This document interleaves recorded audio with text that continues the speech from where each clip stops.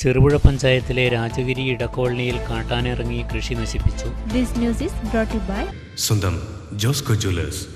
ഇനി സംശുദ്ധമായ സ്വർണം ചെറുപുഴയിൽ. ചെറുപുഴ പഞ്ചായത്തിലെ രാജഗിരി ഇടക്കോളനിയിൽ കാട്ടാനിറങ്ങി കൃഷി നശിപ്പിച്ചു. പ്രദേശത്തെ ഊരുകൂട്ട നഗറിൽ ഒറ്റയാനിറങ്ങിയാണ് കഴിഞ്ഞ ദിവസം ഡാർവിൻ തച്ചിലേടത്ത് എന്ന കർഷകന്റെ കൃഷിയിടത്തിൽ വ്യാപക നാശം വരുത്തിയത്. വീടിന് മുകളിലേക്ക് തെങ്ങ് മറിച്ചിട്ടത് കൂടുതൽ ആശങ്കയാക്കി. തുടരെ കാട്ടാന ശല്യമുണ്ടാവുന്നത് മേഖലയിലെ ജനങ്ങൾക്ക് വെല്ലുവിളിയായി.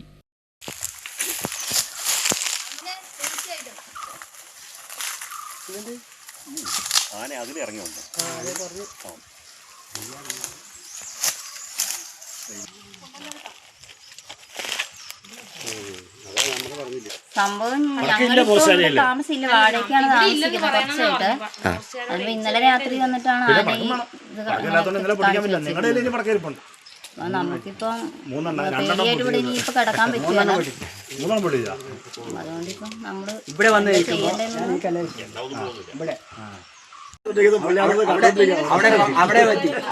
അവിടെ ഓടി പോയി കമ്പിയോലിക്ക് കെട്ടി മറ്റേ മോഹൻദാസിന്റെ അവിടെ നിന്ന് വീണ്ടും ഒരെണ്ണം കൂടി കൊടുത്തു. അപ്പോൾ അവിടുത്തെ തോട് കാണും. തോടിന്റെ അവിടെ ചെന്ന് കഴിഞ്ഞപ്പോൾ ഒരെണ്ണം കൂടി കയ്യിൽ ഇരിപ്പില്ല. എന്നാൽ പിന്നെ അതുകൊണ്ട് നോക്കട്ടെ എന്ന് പറഞ്ഞ് തോട്ടിൽ ചെന്നപ്പോൾ ഇല്ല പോയത്. നടപ്പ് ഇവിടെ മുമ്പാടൊക്കെ ഒരു നടപ്പ് പാലവും അവിടത്തെ ഇവർക്ക് ടാറിങ് ചെയ്ത് കൊടുത്തു കഴിഞ്ഞാൽ ഇവിടെ ആൾക്കാർ താമസം ഉണ്ടാവും, ഇവിടെ കാട് ഉണ്ടാവുകയാണ്. അത് ചെയ്തു കൊടുക്കാൻ പറ്റാത്ത ഒരു പഞ്ചായത്ത് എന്ത്? കൃഷിനാശമുണ്ടായ പ്രദേശം പഞ്ചായത്ത് ഭരണസമിതി അംഗങ്ങൾ സന്ദർശിച്ചു. പഞ്ചായത്ത് സ്ഥിരം സമിതി അധ്യക്ഷന്മാരായ KD പ്രവീൺ, ലീന വില്യംസ്, പഞ്ചായത്ത് അംഗങ്ങളായ Viji K John, Prince Vallakkada, Manuel M, Jameela Kolayath എന്നിവരാണ് പ്രദേശം സന്ദർശിച്ചത്.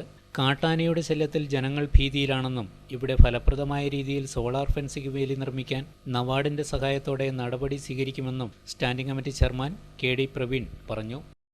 ഈ ചെറുപുഴ പഞ്ചായത്തിലെ രാജഗിരി ജോസിഗിരി ഭാഗത്തുള്ള രാജഗിരി എടക്കോളനി ഭാഗത്ത് ആന ഒറ്റയാൻ ഇറങ്ങപ്പെട്ടതിൻ്റെ ഭാഗമായിട്ട് മെമ്പറിൻ്റെ വിളിച്ചു പറഞ്ഞതിൻ്റെ പ്രകാരമാണ് ഇവിടെ വന്നിട്ടുള്ളത്. വന്നു കണ്ട സാഹചര്യത്തിൽ ഇവിടെ താമസിക്കുന്ന വീട്ടിൻ്റെ മുകളിലേക്ക് തെങ്ങ് ആന മറിച്ചിട്ട അവസ്ഥ ഉൾപ്പെടെ കാണുന്നുണ്ട്. ഇതുമായി ബന്ധപ്പെട്ട സെക്ഷൻ തളിപ്പറമ്പ് റേഞ്ച് ഓഫീസറെയും ഉള്ള ആളുകളെ വിവരം അറിയിച്ചിട്ടുണ്ട്. ഉച്ചയോടുകൂടി അവർ സംഭവസ്ഥലം സന്ദർശിച്ച് വേണ്ട പരിഹാരങ്ങൾ നിർദ്ദേശങ്ങൾ ചെയ്യാമെന്ന് അറിയിപ്പ് തന്നിട്ടുമുണ്ട്. ഇപ്പോൾ പഞ്ചായത്തിൻ്റേതായിട്ടുള്ള ഭാഗത്ത് നിന്ന് നമ്മളിപ്പോൾ അടിയന്തര ഘട്ട പ്രാധാന്യത്തോടു കൂടി സോളാർ ഫെൻസിങ്ങിന് വേണ്ടിയിട്ട് വേലിക്ക് വേണ്ടിയിട്ട് ഫണ്ട് മാറ്റി വെച്ചിട്ടുണ്ട്.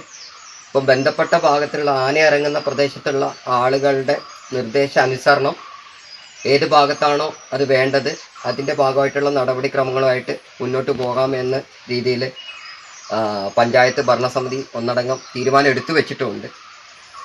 എത്രയും പെട്ടെന്ന് തന്നെ ബന്ധപ്പെട്ട ഭാഗത്തുള്ള ആളുകളുടെ അഭിപ്രായങ്ങൾ ആരായഞ്ഞ് അതിൻ്റെ പ്രവർത്തനങ്ങൾ നടത്തുന്നതാണ്.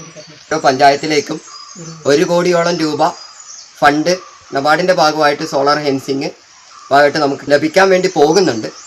ലഭിക്കുന്ന മുറയ്ക്ക് ചെറുപുഴ പഞ്ചായത്തിലെ ആനയിറങ്ങുന്ന പ്രദേശങ്ങളിൽ ആ ഒരു പൈസ വെച്ച് മൊത്തത്തിലുള്ള ഈ തൂക്കുവേലിയിൽ നമുക്ക് ഫണ്ട് തികയാൻ സാധ്യതയുണ്ട്. അങ്ങനെ വരുമ്പം ഈ ഒരു പ്രശ്നത്തിന് നമുക്കൊരു പരിഹാരം എന്നേക്കും കണ്ടെത്താൻ വേണ്ടിയിട്ട് സാധിക്കും. ബന്ധപ്പെട്ട വകുപ്പുകൾക്ക് ഉൾപ്പെടെയുള്ളവർക്ക് കത്തുകൾ അയച്ചിട്ടുണ്ട്. അതിൻ്റെ തീരുമാനമായിക്കൊണ്ടിരിക്കാൻ വേണ്ടിയിട്ട് പഞ്ചായത്ത് കാത്തിരിക്കുന്നു. അതിൻ്റെ ഫോളോ അപ്പും കാര്യങ്ങളും നടന്നുകൊണ്ടിരിക്കുന്നുണ്ട്.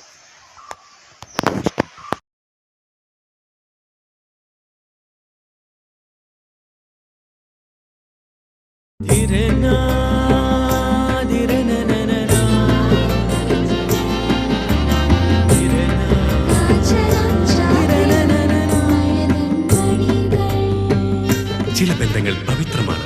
കണ്ണും നിറയും മനസ്സും നിറയും. സ്വന്തം ജോസ്കോ ജ്വല്ലേഴ്സ്.